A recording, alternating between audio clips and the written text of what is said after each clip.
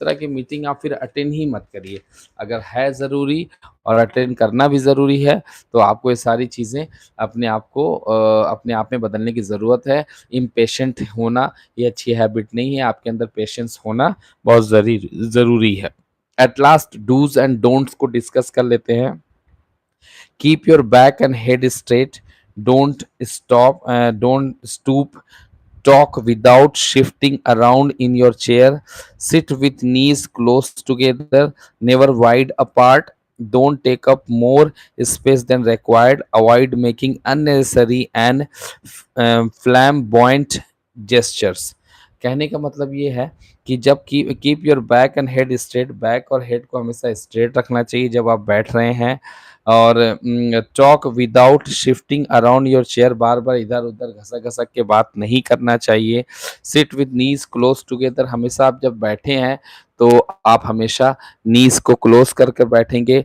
Never wide apart, बहुत जो आपका जो नीज है दोनों वो फैला नहीं रहना चाहिए जब आप बैठे हैं। स्ट्रेट बैठिए, गर्दन सीधी रखिए।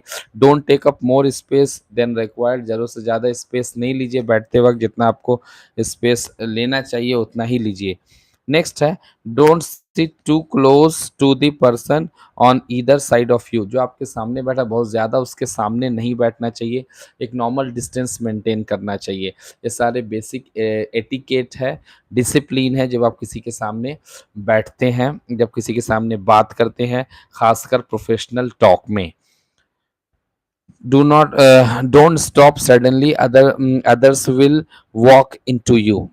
If walking with a lady, walk on the outer side somewhat protectively. Don't walk too fast so that she has to run to keep pace with you.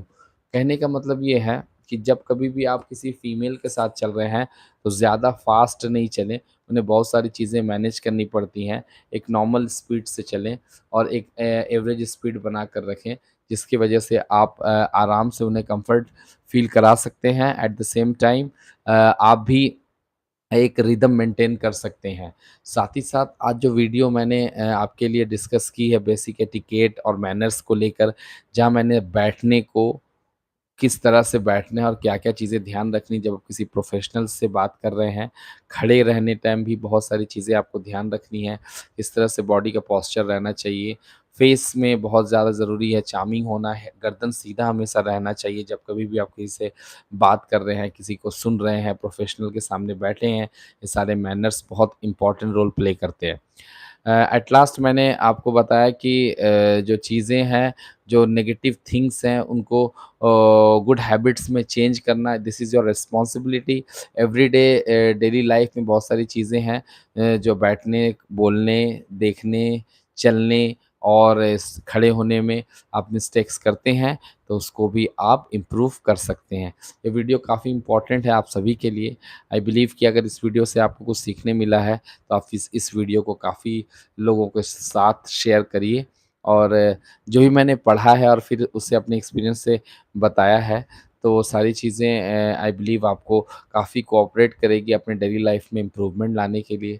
साथ ही साथ अगर आप अपने इंग्लिश में इम्प्रूवमेंट लाना चाहते हैं, कम्युनिकेशन स्किल्स को इम्प्रूव करना चाहते हैं, हमारे चैनल को सब्सक्राइब करिए। मैं देर रात आपके लिए जाग कर अच्छी चीज़ें बता रहा हूँ, अच्छी चीज़ें कर रहा हूँ। मैं कोई लड़की नहीं हूँ जो 12 बजे रात को आपके सामने आके ओपन होके कुछ भी बोल बात करूँ और टाइम पास करूँ। ये तो मेरे लिए पॉसिबल ही नहीं है और ना मेरा ज़हन और दिमाग उस तरह का है।